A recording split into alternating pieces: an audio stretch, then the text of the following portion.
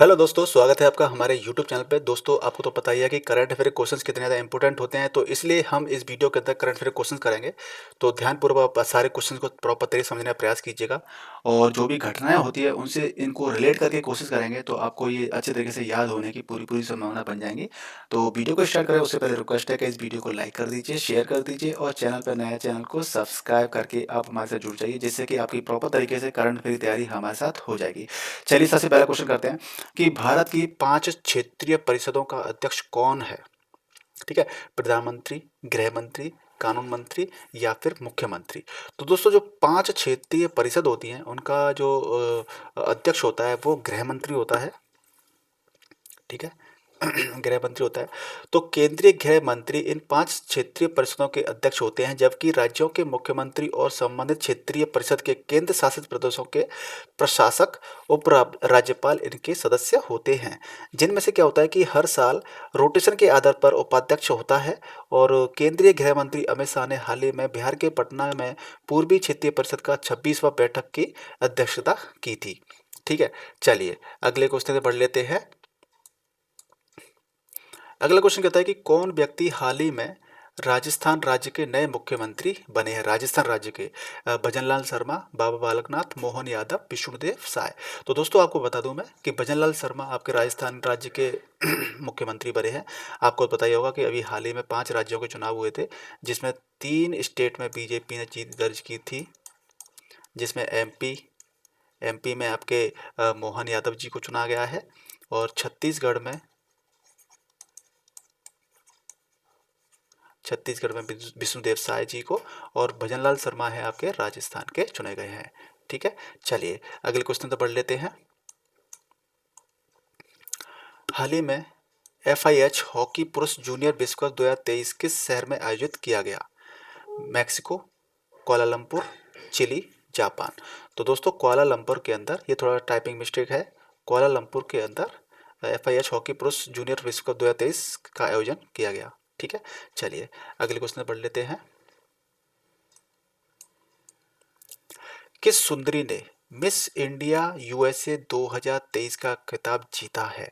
दिशा नायक, Rijul many, Fatima बशीम, गीतिका कौल। तो दोस्तों, जो भारतीय मूल की रिजुल मैनी है, इन्होंने ये खिताब अपने नाम पे हासिल किया है। ये 24 वर्ष की हैं और ये सोशल वर्क से रिलेटेड काफ़ी ज़्यादा काम करती रहती हैं, और ये अमेरिका की मिशिगन यूनिवर्सिटी में मेडिकल की पढ़ाई कर रही हैं इस समय पर। ठीक है, चलिए अगले क्वेश्चन पर बढ़ लेते हैं। अगला क्वेश्चन कहता है कि प्रतिवर्ष दुनिया भर में विश्व पर्वत दिवस यानी कि इंटरनेशनल माउंटेन डे किस तारीख को मनाया जाता है? 8 दिसंबर को, 10 दिसंबर को, 11 दिसंबर को या फिर 13 दिसंबर को? तो ये दिवस 11 दिसंबर को पहाड़ों के महत्व को समझाने के लिए, जागरूकता फैलाने के लिए ये दिवस मनाया जाता है। और मैं आपको बता देता हूँ कि 27% हमारी पूरी पृथ्वी पर, 27% पर हमारे पहाड़ हैं। ठीक है, जो हमारी पृथ्वी का जो सब लगभग 27% हिस्सा है वो पहाड़ों से ढका हुआ है। ठीक है, और जो करीब पूरे विश्व की 15% आबादी पहाड़ों पर रहती है। ठीक है, तो पहाड़ों पे जब रहती है इतनी आबादी, तो इसकी वजह से खतरे उत्पन्न होते हैं। जैसे कि आपने देखा अभी हाल ही में अपने इंडिया में जोशी मठ था, वहाँ पे कितने मकानों में दरार आ गई थी। तो आप समझ सकते हैं कि इस तरह के खतरों से अवेयर करने के लिए 11 दिसंबर को ये इंटरनेशनल माउंटेन डे बनाया जाता है। ठीक है जी, चलिए अगले क्वेश्चन पढ़ लेते हैं। भारत ने हाल ही में दिसंबर 2023 में किस देश के साथ अपने राजनयिक संबंधों के 50 साल पूरे होने पर जश्न मनाया है? फ्रांस, जर्मनी, जापान या फिर कोरिया गणराज्य। तो दोस्तों, जो कोरिया गणराज्य है, इसके साथ में 50 साल पूरे होने पर जश्न मनाया गया है। ठीक है जी, चलिए अगले क्वेश्चन पढ़ लेते हैं। बिनवैक्स 2023 भारत और किस देश की सेनाओं के बीच एक सैन्य अभ्यास है? ठीक है ना, बिनवैक्स 2023 भारत और किस देश की सेनाओं के बीच में एक सैन्य अभ्यास है? वियतनाम, श्रीलंका, फ्रांस या फिर जर्मनी। तो दोस्तों, जो वियतनाम है, इसके साथ में बिनवैक्स 2023 का अभ्यास अक्सर होता रहता है। और इसकी शुरुआत 2018 में वियतनाम के साथ हुई थी, और 2018 में सबसे पहला संस्करण का जबलपुर के अंदर पहला अभ्यास हुआ था। जबलपुर यानी कि जो MP के अंदर है। ठीक है, पहला अभ्यास हुआ था। इस तरीके से ये आपका अभ्यास चलते रहते हैं पूरे देश, अलग अलग देशों के साथ में हमारे देश के। ठीक है, अगला क्वेश्चन कहता है कैप्टन फातिमा बसीम ने कहाँ तैनात होने वाली पहली भारतीय चिकित्सा अधिकारी बनकर के इतिहास रचा है? सियाचिन ग्लेशियर ग्लेशियर, नुब्रा हिमनद, चोंग हिमनद, लद्दाख ग्लेशियर। तो दोस्तों सियाचिन जो ग्लेशियर है, यहाँ पर इन्होंने अपना तैनाती हासिल की है इन्होंने, जो कि बहुत ही ऊंचा युद्ध क्षेत्र है सियाचिन ग्लेशियर। अ, यहाँ पर बहुत ही ज़्यादा आपने देखा होगा कि हमारे जो सैनिक होते हैं वो शहीद होते रहते हैं। कभी कोई एवलांच आ जाता है, कभी कोई तूफान आ जाता है, और इस तरीके से ये बहुत ही कठिन युद्ध क्षेत्र है हमारे देश का, यानी हमारे देश का पूरे वर्ल्ड का सबसे ऊंचा युद्ध क्षेत्र है। चलिए, तो इस तरीके से इन्होंने यहाँ पे पोस्टिंग पाई है, तो आप समझ सकते हैं कि कितना मेहनत प्रयास किया होगा इन्होंने, फातिमा जी ने। यूएनओडीसी के अनुसार हाल ही में कौन सा देश 2023 में अफगानिस्तान को पीछे छोड़कर दुनिया का सबसे बड़ा अफीम उत्पादक देश बन गया है? दोस्तों आपको पता ही है कि सबसे पहले नंबर पे अफगानिस्तान है।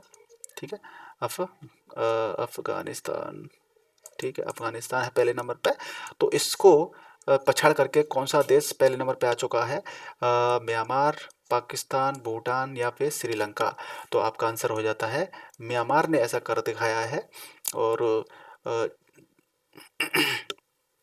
ठीक है, चलिए अगले क्वेश्चन तक बढ़ लेते हैं। कौन व्यक्ति हाल ही में federation of Indian chambers of commerce and industry यानी कि FICCI के वर्ष 2023-24 के नए अध्यक्ष बने हैं? फिक्की के अध्यक्ष बने हैं नए। अनिशा, गोविंद देवगिरी, गीतिका कौल, फातिमा बशीम। तो आपका आंसर हो जाता है अनीश शाह हैं, ये बने हैं। और इन्होंने Malone step school of business से PhD की डिग्री भी हासिल की है, PhD की डिग्री हासिल की है। और इसके साथ में ही ये बैंक ऑफ अमेरिका की डेविड प्रोडक्ट में ये बिजनेस हेड भी रह चुके हैं। तो इन्हें काफ़ी अनुभव है अपने कार्य क्षेत्र का। चलिए, हाल ही में गद्दाम प्रसाद को किस राज्य का नया विधानसभा अध्यक्ष चुना गया है? छत्तीसगढ़, आंध्र प्रदेश, तेलंगाना या फिर राजस्थान? तो जो तेलंगाना है, तेलंगाना, वहाँ पर इनको गद्दाम प्रसाद जी को लोकसभा का सॉरी विधानसभा का अध्यक्ष चुना गया है। ठीक है, और इसके साथ में ही जो दुनिया के पहले 3D मुद्रित मंदिर का उद्घाटन भी तेलंगाना में किया गया है। कभी कुछ क्वेश्चन पूछे कि 3D मुद्रित मंदिर कहाँ पे उद्घाटन हुआ है, तो दुनिया में सबसे पहला वो तेलंगाना के अंदर हुआ है। ठीक है, कौन व्यक्ति हाल ही में छत्तीसगढ़ राज्य के नए मुख्यमंत्री बने हैं? अभी पिछले क्वेश्चन में मैंने जैसे आपको बताया कि 5 राज्यों में चुनाव हुए थे, जिसमें से बीजेपी ने 3 राज्य जीते थे। ठीक है ना, राजस्थान के अंदर भजनलाल शर्मा जी थे, मोहन यादव आपके MP में, ये आपके राजस्थान में, और आपके छत्तीसगढ़ में, जो छत्तीसगढ़ है वो आपके विष्णुदेव साय जी आपके बने हैं मुख्यमंत्री। ठीक है, चलिए, हाल ही में किस लेखक लेखिका को व्यास सम्मान 2023 मिला है? दिशा नायक, गीतिका कौल, फातिमा बशीम या पुष्पा भारती? तो दोस्तों प्रसिद्ध हिंदी लेखिका जो पुष्पा भारती जी हैं, इनको ये व्यास सम्मान 2023 मिला है। और इन्होंने 2016 में इन्होंने क्या किया था, 2016 के अंदर यादें यादें यादें राइट, यादें नामक पुस्तक का विमोचन किया था, और वो प्रकाशित की गई थी, जो कि काफ़ी पॉपुलर रही थी। और ये मुरादाबाद शहर में जन्मी हैं। इसके साथ में इन्होंने अब तक करीब 17 पुस्तकें प्रकाशित की हैं। ठीक है, चलिए, राम मंदिर की तैयारियों की देखरेख करने वाले श्री राम जन्मभूमि तीर्थ ट्रस्ट के कोषाध्यक्ष कौन है? कौन कोषाध्यक्ष? ठीक है, गोविंद देवगिरी हैं, डॉक्टर MS सैफुद्दीन, सुरेश वाडकर या मनोरंजन मिश्रा? तो दोस्तों जो गोविंद गिरी जी हैं, ये कोषाध्यक्ष है श्री राम जन्मभूमि तीर्थ ट्रस्ट के। और आपको पता ही होगा कि 22 जनवरी 2024 को श्री राम जी की प्राण प्रतिष्ठा का वहाँ पे आयोजन होने वाला है। आप लोगों में से कितने लोग पधारेंगे वहाँ पे, प्लीज़ कमेंट करके बताइए। कितने लोग उत्साहित हैं, कमेंट के बताइएगा। हाल ही में प्रसिद्ध व्यक्तित्व अनूप घोषाल का 77 वर्ष की उम्र में निधन हो गया था। वो कौन थे? जो अनूप घोषाल जी हैं, कौन थे? गायक थे, लेखक थे, वैज्ञानिक थे या फिर गणितज्ञ थे? तो मित्रों ये बंगाली फिल्मों के गायक थे। ठीक है। बंगाली और हिंदी फिल्मों के मशहूर गायक अनूप घोषाल का 77 वर्ष की उम्र में निधन हो गया है, और इन्होंने बहुत सारे गाने बंगाली भाषा में ही गाए थे बेसिकली, और कुछ गाने इन्होंने हिंदी भाषा में गाए थे। और हिंदी गानों में से गाने वाला इनका जो सबसे पॉपुलर गाना था वो ये था, तुझसे नाराज नई जिंदगी, ठीक है। और इन्होंने सबसे पहले 19 साल की उम्र में के तौर पर प्लेबैक सिंगर के रूप में इन्होंने गाना गाया था, ठीक है। हाल ही में कौन विश्व का दूसरा सबसे बड़ा स्टील उत्पादक देश बना है? जापान, भारत, चीन, कनाडा। तो दोस्तों आपका आंसर है अपना देश भारत, सेकंड नंबर पर पोजीशन पे आ चुका है। फर्स्ट पोजीशन पे कौन है आप मुझे कमेंट करके बताइए, ठीक है। बन्नी घास का मैदान जो समाचारों में देखा गया, अक्सर का न्यूज़ों में अभी आया था, किस राज्य केंद्र शासित प्रदेश में स्थित है? बन्नी घास का मैदान, मध्य प्रदेश, उत्तर प्रदेश, गुजरात या फिर महाराष्ट्र। तो दोस्तों ये गुजरात राज्य है, उसमें बन्नी घास का मैदान आपको सुना होगा आपने। और केंद्र सरकार ने गुजरात के कच्छ जिले में बन्नी घास के मैदानों में चीतों के लिए एक प्रजनन केंद्र स्थापित करने की मंजूरी दे दी है, इसलिए ये क्या है इस समय पे वहाँ पर काफ़ी सुर्खियों में चल रहा है न्यूज़ के अंदर, ठीक है। चलिए, हाल ही में कौन सा एफडीआई प्राप्तकर्ता के रूप में देश में शीर्ष पर रहा है? जो एफडीआई होता है वो कौन से राज्य ने सबसे ज़्यादा प्राप्त किया है? पहले नंबर पर है गुजरात, महाराष्ट्र, केरल या कर्नाटक। तो दोस्तों महाराष्ट्र है हमारे देश का राज्य, वो नंबर 1 पे है एफडीआई को रिसीव करने के मामले में लेने के लिए। किस राज्य ने बसों में महिलाओं को मुफ्त यात्रा प्रदान करने के उद्देश्य से महालक्ष्मी योजना, कौन सी महालक्ष्मी योजना लागू की है? बिहार, तेलंगाना, कर्नाटक या फिर केरल। तो जो दोस्तों जो तेलंगाना राज्य है जो कि नवनिर्वाचित राज्य है, वहाँ के मुख्यमंत्री ने महालक्ष्मी योजना लागू कर दी है। चलिए अगले क्वेश्चन तो पढ़ लेते हैं। अगला क्वेश्चन कहता है कि भारतीय रिजर्व बैंक यानी कि आरबीआई ने स्वास्थ्य देखभाल और शिक्षा के लिए यूपीआई भुगतान सीमा 1 लाख रुपए से बढ़ा करके कितनी कर दी है? तो जो हर देखो यूपीआई का भी क्या होता है, भुगतान सीमा होती है, उसको 1 लाख से बढ़ा करके कितनी कर दी है? किसके हित में? स्वास्थ्य देखभाल और शिक्षा के लिए। 3 लाख रुपए, 4 लाख रुपए, 5 लाख रुपए या फिर 6 लाख रुपए। तो दोस्तों ये जो सीमा है वो 5 लाख रुपए कर दी है। और तो आप यानी कि यूपीआई से शिक्षा और स्वास्थ्य के लिए आप करीब 5 लाख रुपए तक का यूपीआई पेमेंट कर सकते हैं। और ई मैंडेट के लिए लेनदेन की जो ई मैंडेट होता है लेनदेन की सीमा 15,000 से बढ़ा करके 1 लाख रुपए कर दी गई है, ठीक है। चलिए अगले क्वेश्चन तक बढ़ लेते हैं। प्रति वर्ष दुनिया भर में मानवाधिकार दिवस यानी कि ह्यूमन राइट्स डे किस तारीख को मनाया जाता है? ह्यूमन राइट्स डे 10 दिसंबर को, 11 दिसंबर को, 12 दिसंबर को, 14 दिसंबर को। तो दोस्तों ये आपका 10 दिसंबर को पूरे देश भर में धूमधाम से मनाया जाता है, दुनिया भर में, सॉरी देश में नहीं दुनिया भर में। और इस वर्ष जो ये दिवस मनाया गया था इसकी थीम क्या थी? इसकी थीम थी freedom, equality and justice for all, इसकी थीम रखी गई थी ये। चलिए अगले क्वेश्चन तक बढ़ लेते हैं। प्रतिवर्ष पूरे भारत में विजय दिवस किस तारीख को मनाया जाता है? विजय दिवस, ठीक है। 15 दिसंबर को, 16 दिसंबर को, 17 दिसंबर को या फिर 19 दिसंबर को। तो दोस्तों ये 16 दिसंबर को विजय दिवस मनाया जाता है। आपको पता होगा कि 1971 में भारत और पाकिस्तान के बीच युद्ध जो हुआ था उसमें बांग्लादेश का निर्माण हुआ था, नवनिर्माण हुआ था बांग्लादेश का। और वहाँ पे ढाका के अंदर 93,000 पाकिस्तानी सैनिकों ने भारतीय सेना के सामने आत्मसमर्पण किया था।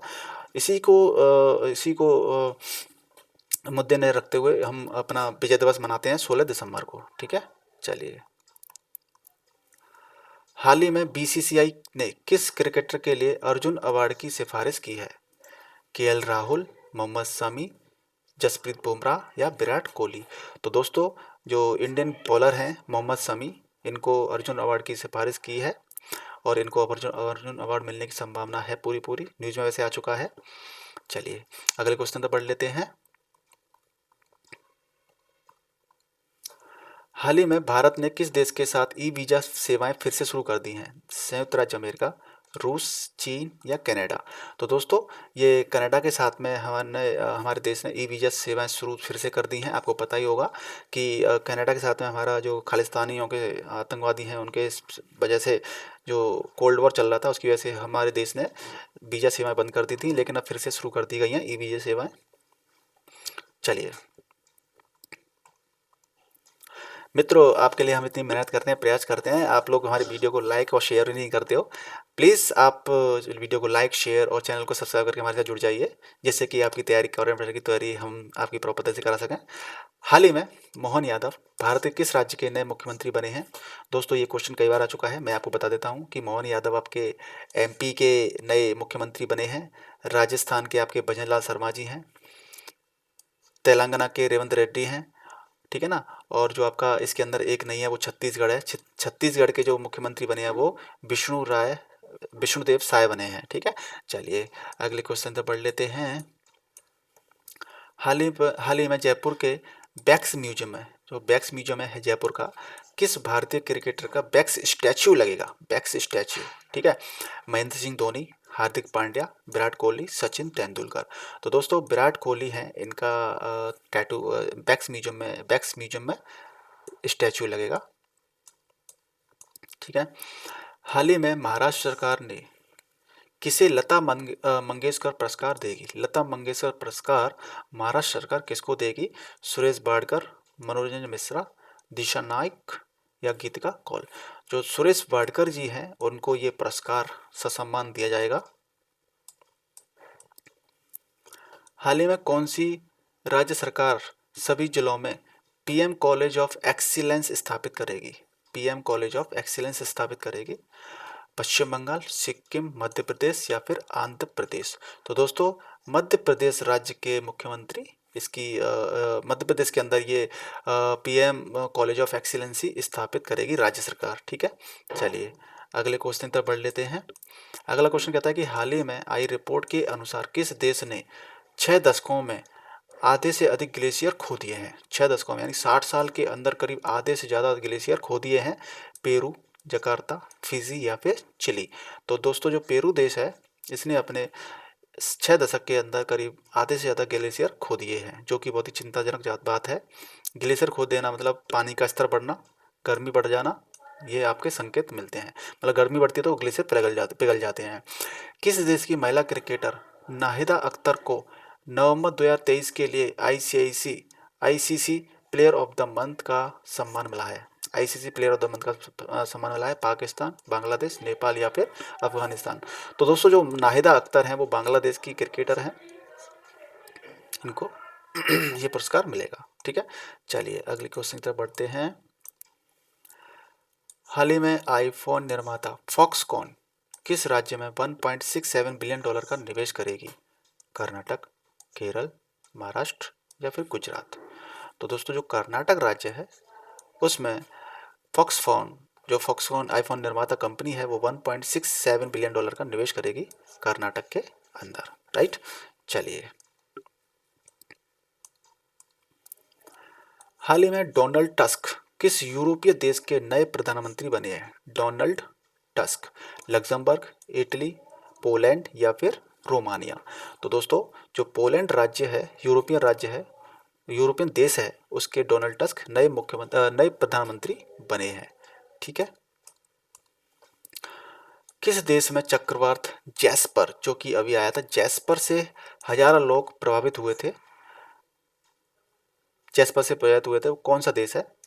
ऑस्ट्रेलिया, न्यूजीलैंड, कनाडा और ब्राज़ील? आपका आंसर है ऑस्ट्रेलिया में जैस्पर आया था, उससे हजारों लोग प्रभावित हुए थे। ठीक है। हाल ही में यूएन लेखा परीक्षक पैनल के उपाध्यक्ष कौन बने हैं? यूएन यानी कि यूनाइटेड नेशंस लेखा परीक्षक पैनल के उपाध्यक्ष कौन बने हैं? एम परमेश्वरन, सुचित अवस्थी, गिरीश चंद्र मुर्मू या रमेश सेठ? तो जो गिरीश चंद्र मुर्मू हैं ये आपके यूएन लेखा परीक्षक पैनल के उपाध्यक्ष बने हैं। ठीक है। चलिए अगले क्वेश्चन पे पढ़ लेते हैं। अगला क्वेश्चन क्या कहता है? किस किस पुरुष क्रिकेटर को नवंबर 2023 के लिए ICC player of the month का सम्मान मिला है? ग्लेन मैक्सवेल, किस पुरुष क्रिकेटर हो? ठीक है। Glenn Maxwell Australia, Travis head Australia, Shubham Gill Bharat, David Miller दक्षिण अफ्रीका? तो मित्रों जो ट्रेविस हेड इनको ICC player of the month का सम्मान मिला है नवंबर 2023 के लिए। ठीक है। हाल ही में किस ब्रिटिश भारतीय संगीतकार को किस ब्रिटिश भारतीय संगीतकार को 2024 का बुकर पुरस्कार निर्णायक पैनल में शामिल किया गया? नितिन साहनी, वीरदास फाल्गुनी या गोविंद देवगिरी? तो आपका आंसर हो जाता है नितिन साहनी, राइट। चलिए, हाल ही में संयुक्त राष्ट्र ने कहा 10 वर्षों बाद शांति मिशन को आधिकारिक तौर पर समाप्त कर दिया है? जापान, इंडोनेशिया, माली या फिर फिजी? जो 10 वर्षों बाद शांति मिशन को आधिकारिक तौर पर समाप्त कर दिया है, तो दोस्तों ये वो है आपका माली के अंदर ऐसा किया है, ठीक है। हाल ही में किसे अजंता एलोरा फिल्म फेस्टिवल में Padmapani life time achievement award मिलेगा? जानवी कपूर, हेमा मालिनी, जावेद अख्तर या मेघना अहलावत? तो जावेद अख्तर साहब हैं, इनको ये पुरस्कार मिलेगा, अजंता एलोरा फिल्म फेस्टिवल में Padmapani life time achievement award मिलेगा, ठीक है। चलिए अगले क्वेश्चन तो बढ़ लेते हैं। हाल ही में साल 2023 में गूगल के टॉप ट्रेंडिंग एथलीट की लिस्ट में इकलौते भारतीय क्रिकेटर कौन रहे हैं? गूगल के टॉप ट्रेंडिंग एथलीट की लिस्ट में कौन इकलौते भारतीय क्रिकेटर रहे हैं? सूर्य कुमार यादव, शुभम गिल, विराट कोहली या रोहित शर्मा? तो जो शुभम गिल हैं वो रहे हैं, राइट। हाल ही में किस राज्य का बरदा वन्यजीव अभयारण्य एशियाई शेरों का दूसरा घर बनेगा? गुजरात, महाराष्ट्र, मध्य प्रदेश या फिर कर्नाटक? तो मित्रों ये आपका आंसर हो जाता है गुजरात। तो गुजरात के अंदर बरदा वन्यजीव अभयारण्य है, जो कि एशियाई देशों का दूसरा सबसे बड़ा घर बन जाएगा। तो मित्रों साथियों, आपने ये करंट अफेयर क्वेश्चन किए, आप मुझे उम्मीद है कि इस तरीके आप करंट अफेयर क्वेश्चंस आप और भी करना चाहते हैं तो जल्दी से हमारे चैनल के साथ जुड़ जाइए, जिससे कि आपकी तैयारी प्रॉपर तरीके से होगी। और वीडियो को लाइक शेयर जरूर कीजिएगा। चलिए मिलते हैं नेक्स्ट वीडियो में, तब तक के लिए गुड बाय, टेक केयर, जय हिंद।